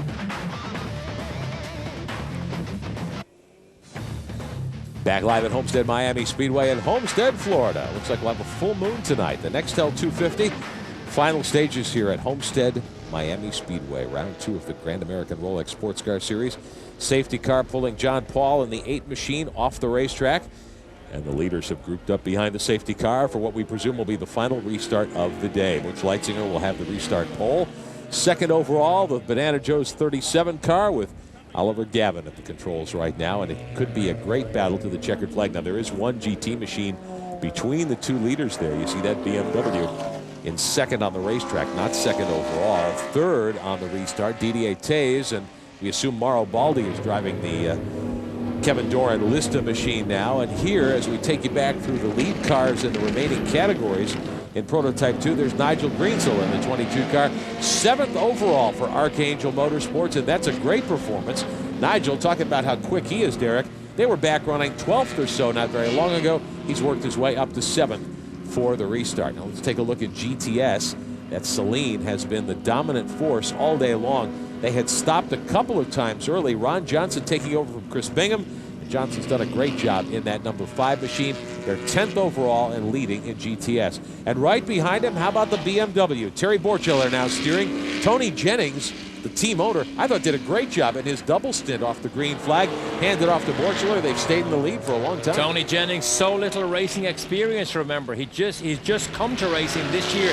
Did a little bit last year, but this is his first serious year. He enjoys it, and Terry Borchiller is coaching him along and doing such a good job. And in American GT, your leader is the Spirit of Daytona, the 09 Corvette. Doug Goad driving. Craig Conway started the car, and they have had a great run today in the 09. being shown 15th overall in the middle of the pack. You see the X1R logo on the hood of that machine, right in front of Kenny Bupp's 11 car. The 11 machine won AGT at Daytona. They're back in 29th spot here today, and they are being shown 3rd in AGT. Doug Goad there, ex-Motorola champion. In 98 and 99, so a lot of experience with Doug Goad also. But this team does such a good job. They have nowhere near the budget of the big teams, but they work very, very well together, particularly with all the volunteers that come in to help these people. One of the volunteers is a guy called George Stump. When you meet him, you'll never forget him. But he actually owns 2 original 1930s Packards that he's personally restoring. George Stump. The Fliss Motorsports Group, an interesting bunch. Obviously, they really enjoy their competition here in the Grand American Rolex Sports Car Series. So here's the setup. Traffic is no longer a factor because Butch Leitzinger now has clear road. Gavin is very good, particularly in the opening laps. He's got to dispense of that number 7 white BMW and attack Leitzinger as much as he can as soon as this flag goes green. That is his only chance to win here. Now the flagman gave the field the indication 1 lap till the green, so as they come off the back straightaway, the safety car will dive in, and it'll be up to Butch Leitzinger to set the restart pace. And BMW will no doubt look for a way to move over and give Gavin a shot as they come out of the oval turns 3 and 4 on the 1.5 mile oval here at Homestead, which is a part of the road course that the Grand American Series competitors are using this weekend. Okay, the key is, where will Leitzinger jump on the power? Will he wait till he comes onto the front straight, which will give Gavin a chance to just motor by that white BMW, or will Leitzinger jump on it coming through the oval and make Gavin have to drive around the white BMW? Well, if you're Butch, you certainly don't want to lose this thing. And led all the way with 7 laps to go when we restart. So I would think you'd have it on the mat coming through the corner. Yeah, absolutely. Stand on it. It is his race to lose now. He is under pressure, though. This is a pressure-packed situation for Butch Leitzinger. The car separating the 2 prototypes at the head of the leaderboard. The Genesis Racing BMW there, the 7 car at GT. Chris Gleason and Mark Bunting sharing that machine. The 7 car, 21st overall. Okay. GT competition, they are 4th out of that category. So here we go. The safety car will be diving in. Leaders are on the back straightaway. Remember, Gavin knows exactly what he needs to do. He has got to get close to Leitzinger almost immediately when this pace car pulls off. Starter has the green flag in hand. This will be lap 96. Look at Gavin. Look. 8 laps to go as we come to the green flag. Gavin wants to get the jump here. Gavin just got screwed. You know what? He just got boxed in. He got boxed in. The leader went away. The green flag wasn't out. Gavin couldn't pass. And now he's lost 10 car lengths. So Oliver Gavin on the button in the infield section. Time to throw everything out the window and pull all the tricks you have out of the bag. That's it. That's it. This is a much more contemporary design of car. This Lola, can they pull it off? It's a Judd V10, which is an ex-Formula 1 engine, chasing the big old American V8 in the Riley and Scott car. Now, this is a straight sprint. Forget what you learned, forget your setup, forget your tires. Seat of your pants, instinct, reflex driving now if you're going to pull this off. Leitzinger watching in the mirror as they go down the short straightaway. Left-hand corner now to put them up on the backstretch here at Homestead. Coming up, there'll be 7 laps to go next time by. And there's some of those surface changes. You see the black surface change there? That's what makes the infield so slippery here. Here's what Jim Weaver said is the drag strip section. You just mash the power. You can go flat through this banking here as long as the tires do not begin to wear out. When they wear out, the car begins to push or understeer up towards the wall. Look at the superior power, though, of the Dyson 4, Derek. Look at how Leitzinger just pulls away when they hit the straightaway. In control. Traffic is not a factor. He's in control. Gavin in second spot, 2.5 seconds behind, 7 to go. Now, the 21 running 9th overall, the Andy Lally machine, one of the Archangel cars in Prototype 2, working around Larry Schumacher's 99. Schumacher running 16th overall and 3rd in GTS. He's fallen behind the 07 car at GTS as well, the Gunner Racing car. Lally did such a good job at the top at the start of this race. Then they got delayed a little bit. Now he's coming back strong again. Darren Law there you see in the 81, second in GT. Terry Borchler leading him. Here's the 21 car, 9th overall, as we mentioned. Oh, and here's the traffic jam that Leitzinger hopes will be able to avoid, that Oliver Gavin needs Leitzinger in the middle of. But you know what? In 8 laps, they're not going to catch up to these boys. Paul Macy sharing the car with Lally. We believe that's Macy driving the car at the moment. Down to the inside as they go to the corner. Working around the 09, Doug Goad in the American GT class leader. I think it is Lally. You saw him get back in the car. Under power. And is that Clint Field or John Field in that car now? I know it is one of the brothers, we know, who's his uncle. And it's Joel Field. Joel back. 28 car. It's a field. We're fairly sure it's a field. 3 fields and 2 field cars.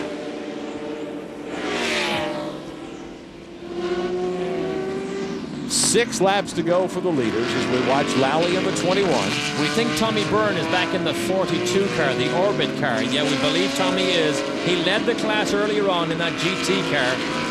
Who's that that stuck the wheels on? Rob Nairn and Larry Schumacher's 99 car put that right rear wheel up over the curbing and into the dirt there for a moment. As we take a look in on Butch Leitzinger driving the Dyson car to 16. James Weaver set a track record, put that car on the pole. And they have been into the wind all day long, all alone. And I can guarantee you, Pat Smith, who is the crew chief, team manager, team everything down there, is not counting this as a win yet because of what happened last year, because of what happened at Daytona. So many times they have led and it slipped away from them. Checking in on Darren Law's machine, the 81, 13th overall, second in GT, behind the Terry Borchler and Tony Jennings BMW. Law working on Schumacher and Nairn there in the 99. Up onto the back straightaway here at Homestead under the American flag. Law's car, the 81, the defending series champion in GT. Matt Drendel started that car out of Hickory, North Carolina. Law races out of Phoenix. Finishing up here today. This is weird, isn't it? The 2 GT cars. Oh, the 99 car is the GTS car. It has a lot more power, more horsepower than the GT car. That's why you see them on the front straight. Get to the corners, and then the boys close right in up on the number 99 car. Battling back 13th, 14th, and 15th positions on the racetrack. We all see that fuel filler flapping still, as we pointed out earlier, in Darren Law's car. Flappy filler didn't fall off yet. Tommy Byrne, I believe, is still ahead of the Schumacher car. There he is right there, middle of your picture, number 42. There's the Celine leading in GTS by a huge margin. Ron Johnson steering the 5 car at the moment. Tommy Byrne working by the 99. Something must be wrong with the Schumacher machine there, the purple and white 99 in GTS. That car is a very strong runner normally, and they have been off the pace the last many laps. Yeah, it has the horsepower. See one of the P cars going up right behind them. Less than 5 to go. In fact, 4 laps to go for your leaders now as we watch action a little deeper in the field here at Homestead. Closing in on the finish of our coverage of the Nextel 250. Don't forget tonight, 9 o'clock Eastern Time, we welcome back the World Championship exclusively to Speed Vision. Bob Varsha, David Hobbs, Sam Posey ready to call for you the Grand Prix of Australia to kick off the 2001 season. Half-hour pre-race coverage. We go racing tonight at 9:30 Eastern from Australia live. Tomorrow, America Le Mans Series action at 1:30 Eastern here on Speed. Trouble for Lally in the 21 car. They were 9th overall with a great run. They had taken back the lead in Prototype 2. Within laps of the finish, and the Archangel car stops dead in the wall. Not the lead one. The team car of Nigel Greensill still leads in this class, but Andy Lally has to pull off. Tough break indeed for the youngster out of Northport, New York. Lally will unbuckle. He is out of harm's way as we watch your race leader, the Rob Dyson Ford, the 16, Butch Leitzinger driving that car out of Pennsylvania, State College. Jim Weaver said this is such a good car. He said he just feels so confident. It's the type of car that when you make a mistake, the car just puts its arm around you and says, don't worry, I'll help you through this. He said he feels that good about this car and that good when he's in this car. And what a great confident feel for a racing driver to have, and that's why every time he steps in, he's right on the pace no matter where he races. We thought that perhaps Oliver Gavin had something for the Dyson team here late in the going. He'll whip by the 54 of Terry Borchelin, the BMW from Jet Engineering in San Antonio, Texas. The 54 leading in GT. They've led much of the day and done a great job. Just the second race for that combination. 2 laps to go this time by 2 to go for Leitzinger in the 16 as he works by the Mosler. The Mosler in GT competition. Not enough traffic now to be a factor, I don't believe. No, Gavin is now 5.5 seconds behind. Got to look at the Mosler a moment ago as the leader went by. Joao Barbosa and John Heinersey, they're 19th overall, and they're shown 3rd in GT, so not a bad outing for the Mosler team this weekend. And Rick, it's worth noting, remember, this is the champion team here with some of the best drivers, and yet after 102 laps, almost 3 hours of racing, the Intersport car, driven by John Field and Oliver Gavin, is only within 5 seconds of it. They have done a superb yeoman service here this afternoon to stay within shouting distance of this number 16 Dyson car. And that's got to be a confidence builder for them as they look ahead to the final 8 rounds of the Grand Am Rolex Sports Car Series season. Our next event, by the way, April 21st here on Speed Vision, Saturday night, 7 o'clock Eastern Time from Phoenix International Raceway, under the lights in a stadium road course situation. Once again, we hope you can join us from Phoenix. White flag waving over Butch Leitzinger, your leader in car number 16. Leitzinger leading by 5 seconds over Oliver Gavin. Looks like it'll be a flag victory this afternoon for James Weaver and Butch Leitzinger. That should put them in great situation regarding the overall championship in the Grand Am Rolex Sports Car Series. Even though they did not finish at Daytona, they still finished well there out of the field of 80. If I recall, they did get a top 20 out of it because they had racked up so many laps at Daytona. But as we mentioned at the top of the show, today is the start of the real championship battle, because these are the guys on the track now who will do every race, week in, week out, trying to win that championship at the end of the year. And of course, the Dyson team, the defending series champions in Grand Am Rolex Sports Car Series competition. Chunks of rubber coming off the back of the car as he got in the braking zone there. Working up behind the Celine one final time. Leitzinger brings the car up onto the back straightaway here at Homestead.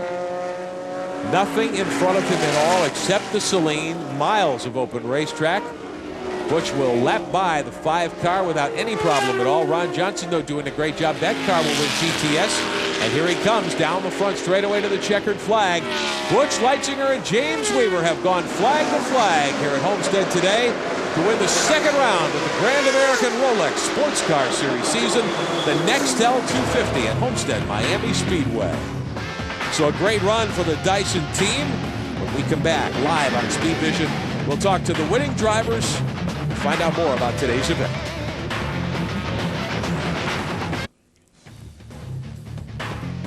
Welcome back live to Homestead Miami Speedway. The Nextel 250, the checkered flag just falling a moment ago. The Grand American Rolex Sports Car Series 2nd event of the 2001 season. A huge win today for Dyson Racing. Let's meet the winners. Here's Sandy Hank. What an incredible race. Get your helmet off because it's got to be a great moment for you, Butch. Butch Leitzinger here bringing it into victory circle. A flawless race. Yeah, I mean, you don't get many races like that where everything goes well, you know. James, took it from the beginning and really, it seemed to never really have much pressure the whole time. He was able to control the race. He let me know over the radio what to do with the car because it was a little bit understeery in the oval, and what that does is it kills the outside tires. So he just said to take it a little bit easy through there, pardon me, and so from there, like I knew what to do with the car, and everything went well. The last time I interviewed you, you were walking away from that car in Daytona. Redemption, is that what this moment's about? Yeah, well, yeah, you can't keep count too much because the score is always going to be on the minus side, but it definitely sweetens it a bit. Okay, congratulations, Butch Leitzinger. Back to you. James Weaver and Butch Leitzinger, what a pair of road racing competitors. But you know what? When you hear his interview, he almost says as if it was almost an easy job. I'm telling you, to do what they did today, you better have your ducks in a row and not make any mistake, even a tiny one. We'll show you our full field rundown, and we'll focus in on some of the category winners as we take you back through 30th position today. Tony Kester and Leo Hindry 21st in their Orbit Racing Porsche. And the final couple of finishers today, John Levy and Jack Willis, coming in at the back of the field after that fire in the car. Let's find out more from pit road to Guy Hobbs. Hey, with Oliver Gavin just got out the car. Very hot work with a great show there, Ollie. Just unable to, at the end to catch him. Yeah, it's been unfortunate that. You know, the car has performed pretty well this weekend. We've had some problems with it, but first of all, I want to thank John and all the boys at Intersport, Martin, Scott, Mike, everybody. They've worked really, really hard on the car, and it's all paid off. Got a second place. Did you get caught out on the restart there? I did get a little bit caught out with that slower car in front of me, and I was unsure of a little bit of the rules there, but also I had something in my eye, and I couldn't really see for the first lap or so until I managed to get that out of my eye, and I picked up the pace again, and we were about there. But I've got to thank this man here, John. He's a great man. All right, congratulations. Back up to the booth. And I think that team may well be in victory lane before this season is out. It was a great run indeed for that team. Derek, any final thoughts after seeing these cars in action today? I'm just so pleased to see a team like Intersport, relatively new to the sport, come in at such a high level to be able to keep the interest all day long right till the very end. But you know what, as you go down to the rest of the classes, a lot of good stories. The overall win to the Dyson team, also the prototype win. Prototype 2 goes to the Durand team, the 22 car, the Archangel Motorsports machine of Paul Durand, and Mike Durand rather, and Nigel Greensel. And in GTS, of course, it was the Celine, Chris Bingham, and Ron Johnson taking the honors there with a great run. And a call to Jet Engineering, their BMW. First time a V8-powered BMW has won a race in the States. Tony Jennings and Terry Borchler taking the win in GT. And in American GT, it was the 09, the Spirit of Daytona, Craig Conway and Doug Goad. Got a lot more racing coming your way, of course, live on Speed Vision. We are back with more of the Grand American Rolex Sports Car Series. Saturday night, April 21st, 10 o'clock Eastern, live from Phoenix International Raceway. Under the lights, Jack Baldwin, the defending champion there. Hope you can join us. Tomorrow, American Le Mans Series action, the season opener, the Texas Grand Prix from Texas Motor Speedway. Pre-race coverage at 1:30 Eastern. The race begins at 2 o'clock Eastern tomorrow. Greg Kramer will have the call. Tonight, of course, Formula One, 9 o'clock, the Grand Prix of Australia. Pre-race coverage, 9:30. The green flag drops to begin the World Championship season only here on Speed Vision. Rick, the only one you didn't mention in the closing is the Mosler. That will be a fascinating GT development program as this season goes on. Sure will. Derek Daly, thanks for being with us today. I look forward to seeing you throughout the 2001 season. For Sandy Hang and Guy Hobbs, I'm Rick Benjamin. We're glad you could be with us today from Homestead Miami Speedway for coverage of the Grand American Rolex Sports Car Series. The Nextel 250, our congratulations to the winners for Dyson Racing, James Weaver and Butch Leitzinger. That'll do it from here. We'll see you in a couple of weeks from Phoenix.